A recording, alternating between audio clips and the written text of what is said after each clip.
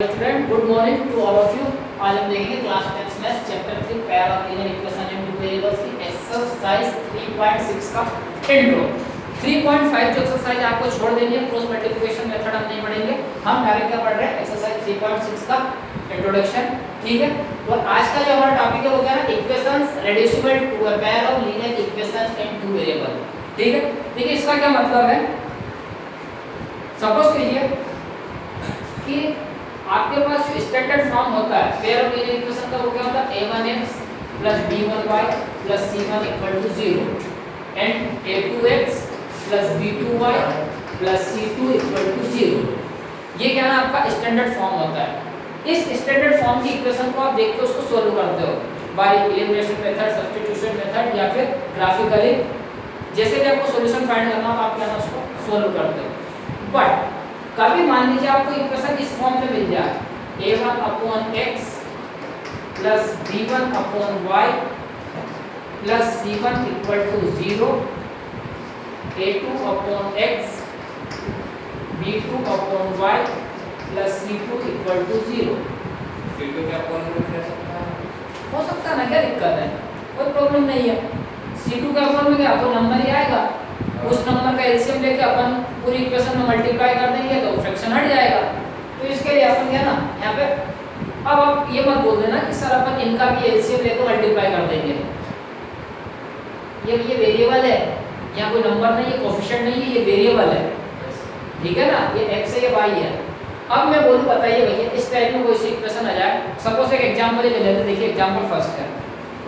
जो एग्जांपल देखो क्या दे रहा है 2 upon x plus 3 upon y equal to 13 और 5 upon x minus 4 upon y equal to -2।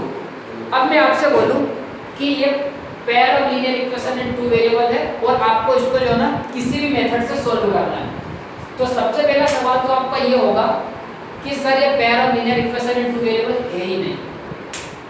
क्यों? क्योंकि आपने अभी तक जो ना इस स्टैंडर्ड फॉर्म को पढ़ा है। आप इससे कंपेयर करो इस इक्वेशन को कि a1x plus b1y plus c1 equal to 0, a2x plus b2y plus c2 equal to 0, इससे आप कंपेयर करोगे तो आपको क्या ना ये वाला स्टैंडर्ड फॉर्म नहीं दिखेगा।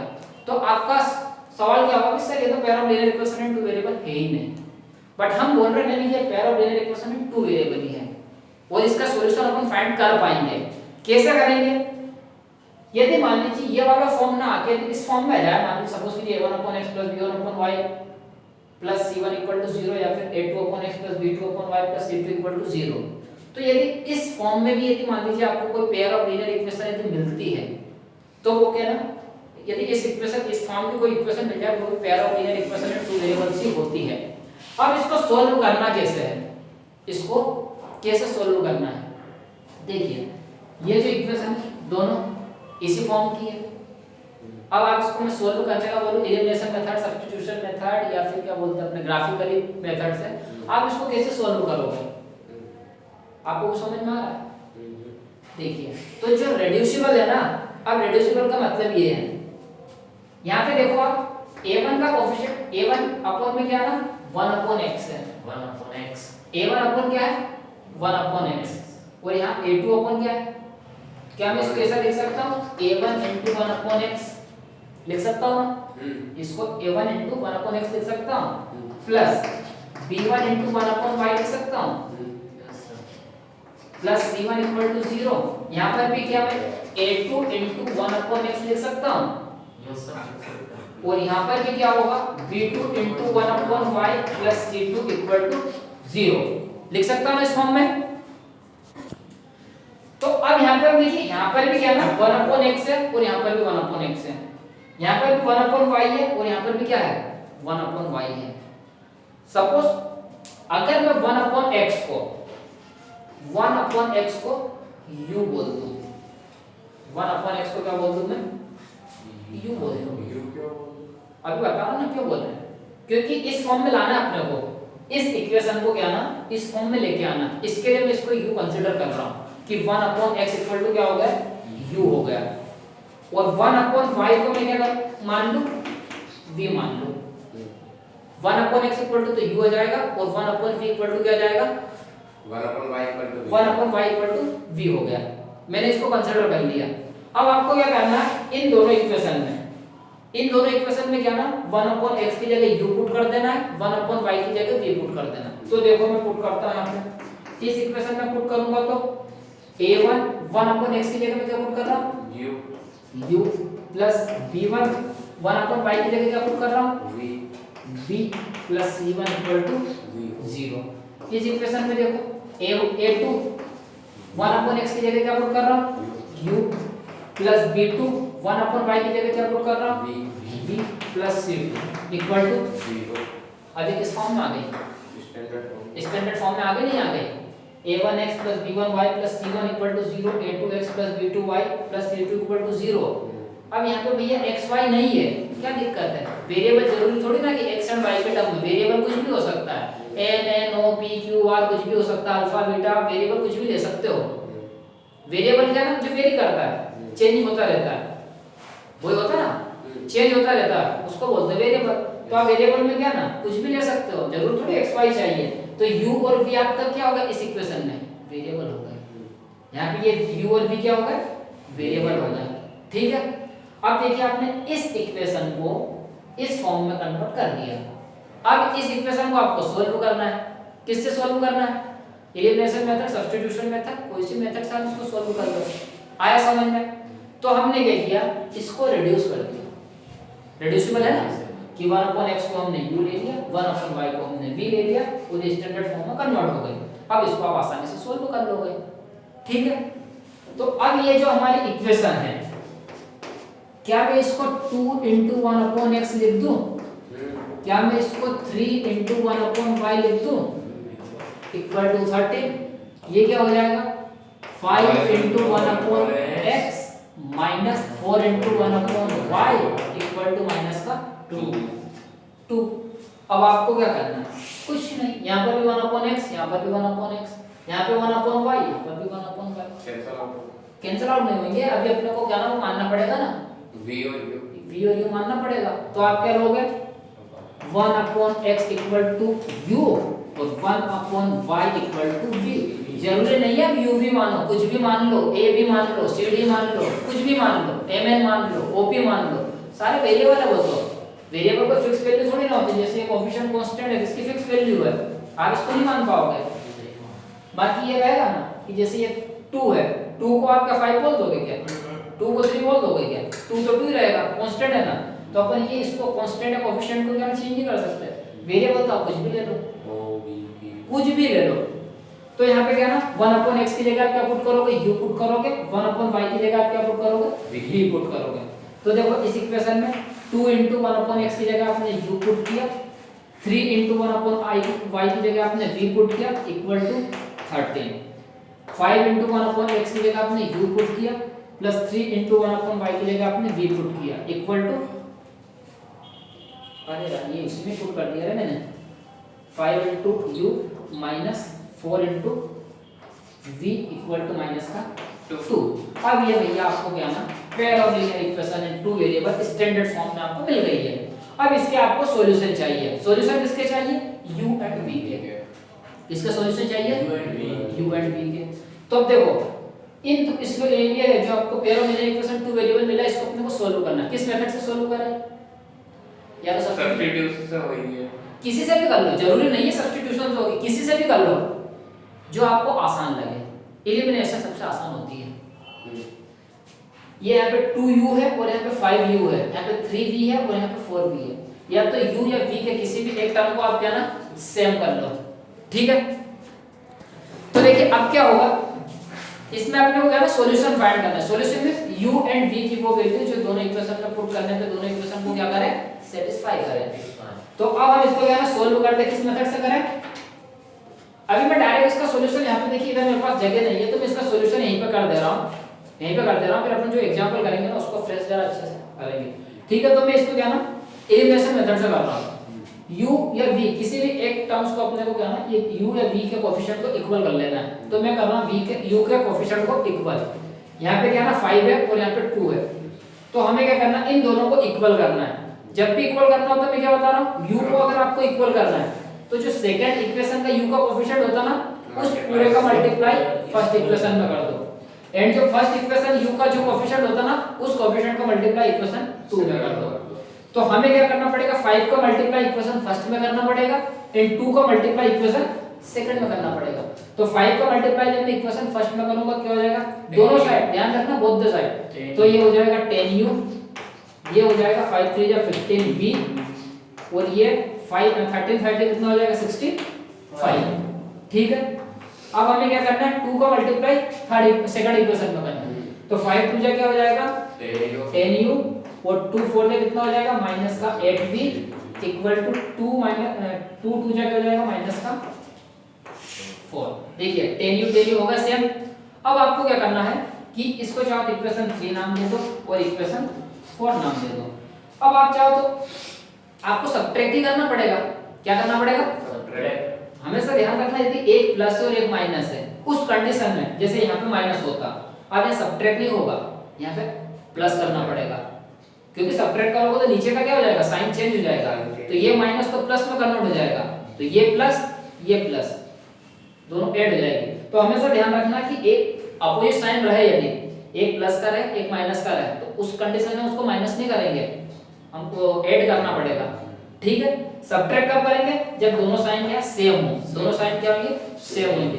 अगर दोनों माइनस होते हैं ना तब भी हमें क्या ना सब्ट्रैक्ट करना पड़ेगा, क्योंकि माइनस माइनस क्या हो जाएगा प्लस, और नीचे एक माइनस आ जाएगा वो क्या हो जाएगा माइनस। ठीक है, तो यहाँ पे दोनों सेम साइन है, हमें क्या करना पड़ेगा सब्ट्रैक्ट करना पड़ेगा। तो मैं क्या कर रहा हूँ, थर्ड इक्वेशन में से फोर्थ इक्वेशन को सब्ट्रैक्ट कर दे रहा हूँ। सब्ट्रैक्ट करते हुए आपको मालूम नीचे वाली इक्वेशन के साइन क्या हो जाते हैं चेंज, ये प्लस है तो ये माइनस हो गया, ये माइनस है तो ये प्लस हो गया, ये माइनस है तो ये प्लस हो गया। अब ये साइन काम नहीं करते हैं, इन नंबरों के आगे ये नीचे वाले साइन काम करते हैं। ये माइनस का 10u हो जाएगा, ये प्लस का 8p हो जाएगा, और ये प्लस का 4 हो जाएगा। ठीक है, तो देखो ये प्लस का 65 69 और ये प्लस का 4 कितना हो जाएगा 69। ये प्लस का 15 और ये प्लस का 8 कितना हो जाएगा 20, प्लस का 23v। अब ये प्लस का 10u और ये माइनस का 10u 0 तो यहाँ पे देखो 23v इक्वल टू क्या आ गया 69, तो यार v इक्वल टू क्या आ जाएगा 69/23। कितने टाइम में भैया कैंसिल आउट होगा 23 टाइम में, 23 से क्या होता है 69 होता है। सही, तो यहाँ से आपको v की वैल्यू क्या मिली, ये इतने पार्ट में समझाता हूँ। देखो यहाँ से v इक्वल टू आपको 3 मिला, v इक्वल टू 3 मिला। अब v की वैल्यू किसी भी इक्वेशन में पुट कर दो, आपको u की वैल्यू मिल जाएगी।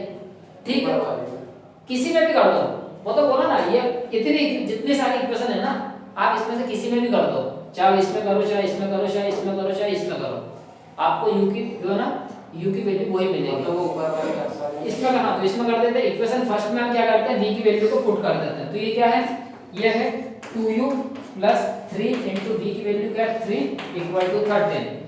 तो 2u इक्वल टू क्या आ जाएगा 9 = 13, और ये u वो प्लस का सर इक्वल ही है कहां पे वो 9 है इधर 2u के बाद ये प्लस है ना, तो ये क्या दे देगा आपको 13 - 9, तो u इक्वल टू क्या आ जाएगा 4, और ये u इक्वल टू क्या आ जाएगा 4/2, आंसर क्या आ जाएगा 2। तो u इक्वल टू आपको 2 मिला, u इक्वल टू आपको क्या मिला 2, और v इक्वल टू आपको क्या मिला 3। आपको देखना आंसर सही है नहीं है, तो इस इक्वेशन में पुट करके देख लो, वेरीफाई करके सेटिस्फाई करेगा तो आंसर सही है। अब आप मुझे ये बताइए कि आपके आंसर यही है, नहीं ये आंसर नहीं है, वो तो अभी तो फिर आंसर क्या है, देखिए आंसर क्या, अब देखो अबे डालना ये क्या, इसको मैं रफ कर रहा हूं। देखिए हमने क्या कंसीडर किया है, हमने कंसीडर किया है कि v इक्वल टू, v को हमने क्या कंसीडर किया है 1/y, और u को क्या कंसीडर किया हमने 1/x, ये कंसीडर किया है ना। तो v की वैल्यू क्या है यहाँ पे आपकी 3 है, तो आप क्या लिखोगे 3 = 1/y, और यहाँ पे u की क्या वैल्यू है, तो 2 इक्वल टू आप क्या लिखोगे 1/x। अब अपने को यहाँ से क्या करना, x और y की वैल्यू निकालनी है। तो देखिए y इधर चला जाएगा 3 इधर आ जाएगा, तो यहाँ पे y की वैल्यू क्या मिल जाएगी यहाँ से 1/3, और यहाँ से x की वैल्यू क्या मिल जाएगी 1/2। ये आपका फाइनल आंसर है। x equal to 1/3 and y sorry y equal to 1/3 और x इक्वल टू 1/2। अब आप x और y की वैल्यू इस इक्वेशन में पुट करोगे ना तो ये इस इक्वेशन को सेटिस्फाई कर जाएगी। आया समझ में? इस टाइप से हमें इस टाइप की मान ली इक्वेशन आती है ना उसको सॉल्व करना है। एक एग्जांपल करते हैं, टाइम चलो समय तो है अभी, और देखते हैं नेक्स्ट एग्जांपल देखते हैं। चलिए ये एग्जांपल 18 है। अब एग्जांपल 18 को देखो हमें सॉल्व करना है। अब इसको सॉल्व करने के लिए आपको अभी देखो क्या स्टैंडर्ड फॉर्म दिख रहा है para linear equation into variable का, नहीं दिख रहा है। तो अब हमको क्या ना इसको रिड्यूसिबल मेथड से क्या ना इसको थोड़ा रिड्यूस करना पड़ेगा। कैसे रिड्यूस करें? आपको पहले इसमें देखना पड़ेगा कि आपको क्या सेम दिख रहा है। देखिए 5 * 1/x - 1 plus 1 * 1/y - 2 variable same है और वहां पर क्या 6 * 1/x - 1 और यहाँ पर क्या ना 3 * 1/y - 2। तो ये 1/y - 2 1/y - 2 यहाँ पर भी है, 1/x - 1 और 1/x - 1 यहाँ पर भी है। तो अब हमें यहाँ पे क्या वेरिएबल किसको मानना पड़ेगा कि 1/x - 1 5 अपन को मत मान लेना, क्योंकि इसको लिखेंगे कैसे लिख सकते हैं, इसको कैसे लिख सकता हूँ ना 5 * 1/x - 1 और 1 * 1/, इसको मैं लिख सकता हूँ 6 * 1/x - 1 और इसको लिख सकता हूँ 3 * 1/। तो देखिए यहाँ पर भी 1/y - 2 यहाँ पर भी 1/y - 2 यहाँ पे 1/x - 1 और यहाँ पर भी 1/x - 1। तो आपको क्या करना, अब आपको वेरिएबल मानना है। आपको क्या करना है वेरिएबल। तो आप क्या करोगे, आप करोगे लेट वी कंसीडर, अरे यार ये सब कुछ उसमें देख लेना, एग्जांपल करवा रहा हूं, लेट वी कंसीडर ये जो भी लेना वो आप देख लेना। कंसीडर क्या करोगे कि 1/x - 1 इक्वल टू u भी कुछ भी मानो, कुछ भी मानो ए बी सी डी, हाँ कुछ भी मान सकते हो, a b c z जो मानना हो, ठीक है ना, वो जो मानना वो मान लो। तो ये क्या होगा 1/x इक्वल टू u हो जाएगा और 1/y - 2 को आप क्या मान लोगे v मान लो। अब आपको क्या करना है u और v की वैल्यू इसमें पुट कर देनी है, ठीक है। तो 5 * u plus 1 y b v equal to 2, 6 * u minus 3 * v equal to, but अरे यार थोड़ा दूर तो लिखना पड़ेगा, वैसे वीडियो में वो दिखता है। चलिए क्या होगा 5u प्लस ये u है 1v इक्वल टू 2 और यहाँ पे क्या आ जाएगा 6u minus 3v equal to 1। अब ये देखिए आपको क्या ना पैर of linear equation in two variable के स्टैंडर्ड फॉर्म की इक्वेशन मिल गई। ये इक्वेशन फर्स्ट, ये इक्वेशन सेकंड। अब आपको इसको एलिमिनेशन मेथड, सब्स्टिट्यूशन मेथड किसी से भी आप इसको सॉल्व कर दो। किस मेथड से सॉल्व करोगे बताएं? एलिमिनेशन मेथड से। एलिमिनेशन मेथड में क्या होगा u या v या मल्टीप्लाई कर दो दोनों तरफ, u या v के किसी भी कोएफिशिएंट को आपस में क्या ना इक्वल कर लो। तो एक काम करते हैं u को करते हैं, एक काम करते हैं इस बार v को करते चलो। u को ही करते हो माइनस का करना नहीं तो अपने को क्या ना प्लस माइनस है तो पता भी चल जाएगा कैसे इसको ऐड करना है क्या होगा। देखो हम क्या ना v के कोएफिशिएंट को मल्टीप्लाई सॉरी v के जो कोएफिशिएंट को सेम करेंगे। तो यहाँ पे -3 है, यहाँ पे +1 है, इसमें किसका मल्टीप्लाई करेंगे दोनों सेम हो जाए। तो आपको क्या करना v के करना ना, तो ये जो v का जो पहले इक्वेशन में जो कोएफिशिएंट है उसका मल्टीप्लाई सेकंड इक्वेशन में कर दो, मींस 1 का मल्टीप्लाई किसमें कर दो सेकंड इक्वेशन वो में। ऐसी रहेगी, वो 3 का कर दो। ठीक है अब ये यहाँ पे 3 है, -3 का नहीं करना है 3 का करना है। अब ये -3 का करना पड़ेगा सर। 3 का ही कर दो ना भैया, अरे माइनस साइन पे मत जाओ, 3 का ही कर दो कोई दिक्कत नहीं, माइनस को मत देखो। और गलती करोगे आंसर तो उसी से भी उससे भी आएगा, बट वो गलती होगी माइनस का मल्टीप्लाई करने में, तो डायरेक्ट 3 का मल्टीप्लाई करो। 3 का मल्टीप्लाई इक्वेशन फर्स्ट में कर दो और 1 का मल्टीप्लाई इक्वेशन 2 में करोगे तो कोई दिक्कत नहीं। तो आप 3 का मल्टीप्लाई किस में करोगे इक्वेशन फर्स्ट में। अभी मैं लिख नहीं रहा हूं क्योंकि एग्जांपल में देख लेना। तो ये क्या देगा 5 3 जा 15u और ये क्या देगा प्लस 3v इक्वल टू 3 2 जा 6। ओके अब जब 1 का मल्टीप्लाई इसमें करोगे तो सेम इक्वेशन ही आनी है। ये क्या हो जाएगा 6u आप साइन में प्रॉब्लम नहीं सकते -3v इक्वल टू 1। ये आपकी इक्वेशन हो गई थर्ड और ये आपकी इक्वेशन हो गई। अब वो माइनस की जगह प्लस आएगा 6 भी हो जाएगा ना। तो सुनो ना जरा, वही तो बता रहा हूँ मैं, इसी के लिए तो मैंने v के कोएफिशिएंट को लिया। मैंने क्या बोला है कि जब साइन चेंज होते हैं, सेम साइन होते हैं, तब हमें क्या ना सब्ट्रैक्ट करना है। अब यहाँ पर भी 3v है और यहाँ पर भी 3v है, यदि मैं इसको सब्ट्रैक्ट करूंगा, घटाऊंगा, तो वो तो प्लस हो जाएगा ना। अनलाइक साइन होते हैं ना, उस टाइम पे हमें इसमें एडिशन करना पड़ता है, ऐड करना पड़ता है दोनों इक्वेशन को। लेकिन लाइक साइन है ना, दोनों लाइक साइन है, तब आप उसको सब्ट्रैक्ट करोगे। अनलाइक साइन है ना, तो उसको आपको ऐड करना ही पड़ेगा। देखो यहाँ पर आपको ऐड ही करना पड़ेगा। अगर आप सब्ट्रैक्ट करोगे तो क्या ना, ये भी प्लस हो जाएगा, तो 6v हो जाएगा। तो एक प्लस है एक माइनस है, इन दोनों को आपको क्या करना पड़ेगा, ऐड करना पड़ेगा। तो आप क्या करोगे, adding equation third and fourth. आप इक्वेशन थर्ड और फोर्थ को ऐड करोगे, तो एडिंग में साइन वाइन कुछ चेंज नहीं होता है, ओनली सब्ट्रैक्शन में ही नीचे की इक्वेशन में क्या होता है, साइन चेंज होते हैं। और मैंने इंट्रो बताया कि क्यों होते हैं, ठीक है। तो अपन ऐड करेंगे ना, तो देखिए ये प्लस का 6 और ये प्लस का 1 क्या हो जाएगा, प्लस का 7, ये प्लस का 3v और ये माइनस का 3v क्या हो जाएगा, 0 हो जाएगा। ये प्लस का 15 और ये प्लस का 6u क्या हो जाएगा, 21u। ओके, तो यहाँ से आपको क्या मिलेगा, 21u इक्वल टू 7। तो u की वैल्यू आपको क्या मिल जाएगी, 7/21 इक्वल टू 1/3। u की वैल्यू आपको क्या मिली, 1/3। अब हमें v की वैल्यू फाइंड करनी है, तो किसी भी एक इक्वेशन में आप v की वैल्यू को पुट कर दो। किस इक्वेशन में करो बताएं, ऊपर वाले फर्स्ट वाले इक्वेशन में, इसमें करो। जब आप v की जगह 1/3 करोगे, 3 से 3 कैंसिल आउट हो जाएगा। इसमें करोगे तो आपको फ्रैक्शन में मिलेगा, आपको फ्रैक्शन को सॉल्व करना पड़ेगा। तो इस चीज को थोड़ा देखा करो। ये v इक्वल टू क्या होगा, सॉरी यार, ये u की वैल्यू है, किसकी आई, u की अच्छा हाँ u की है। चलो फिर तो u की आई ना, तो अपने को फिर भी इसमें आप पुट करो।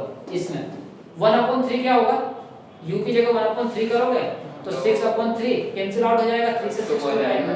तो आप क्या ना सेकंड इक्वेशन में इस u की वैल्यू को पुट कर दो। तो क्या होगा, 6 u की जगह मैं 1/3 पुट करूंगा, माइनस 3v इक्वल टू 1, यही है ना।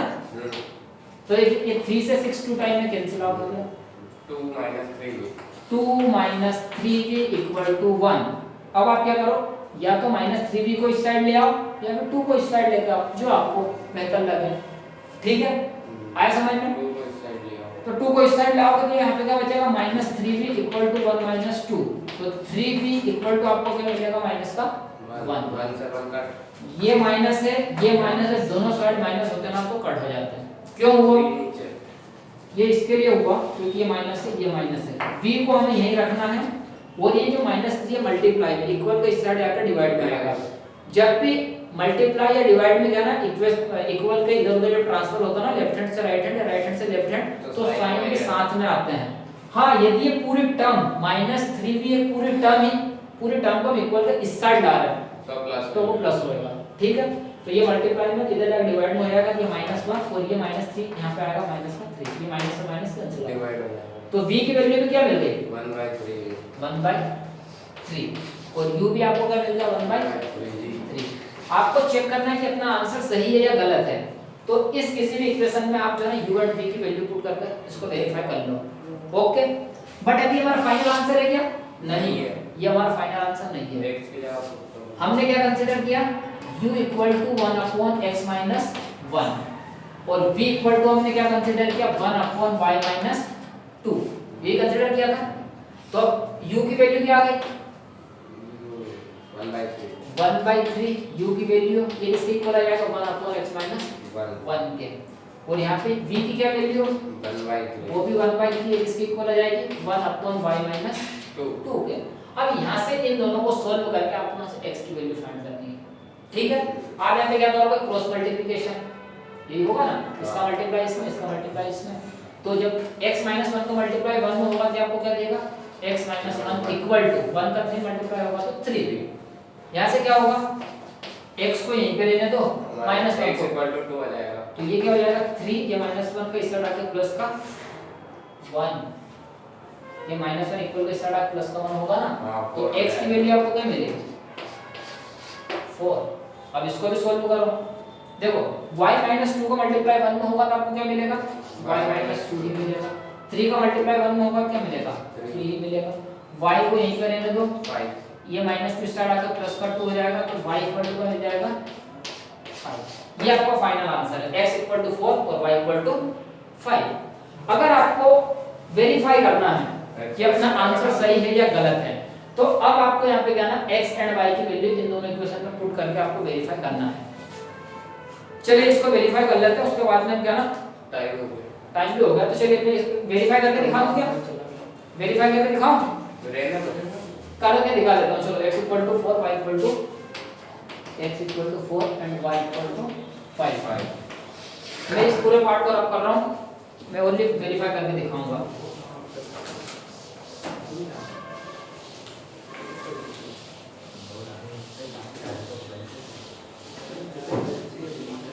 आवाज नहीं। चलिए देखिए 5 अपॉन x माइनस 1, x की वैल्यू क्या है 4 minus 1 plus 1 upon 5 minus 2, y की वैल्यू क्या है 5 माइनस 2। इन दोनों को सॉल्व करने पे हमें यहाँ पे 2 मिलना चाहिए, तभी left hand side equal to right hand side होगा। तो देखिए ये क्या हो जाएगा 5 अपॉन 3 प्लस 1 अपॉन 3। जब डिनोमिनेटर दोनों सेम होते हैं तो ऊपर जो भी एडिशन मल्टीप्लिकेशन होता है न्यूमरेटर के जो भी है ना मल्टीप्लाई हो जाते हैं। तो देखिए 5 और 1 क्या हो जाएगा 6 अपॉन 3 आ गया 2। Left hand side equal to right hand side हो गया। फर्स्ट इक्वेशन हमारी वेरीफाई हो गई। सेकंड इक्वेशन को देखते हैं 6 अपॉन x माइनस 1, x की value 4 minus 1 plus sorry minus 3 upon 5 minus 2, y की वैल्यू 5 माइनस 2। इसको सॉल्व करने पे हमें 1 मिलना चाहिए, ठीक है। तो 6 अपॉन क्या आ जाएगा 3 माइनस है ना 3 अपॉन 5 माइनस 3 क्या देगा 5 माइनस 2 क्या देगा आपको 3 देगा।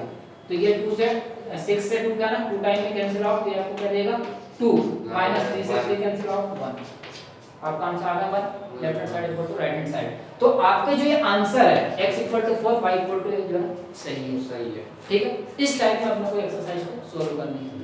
कल हम इसकी एक्सरसाइज देखेंगे, 2 एग्जांपल देख के फिर अपन कल इसके सॉल्यूशन पर बात करेंगे। Thank you.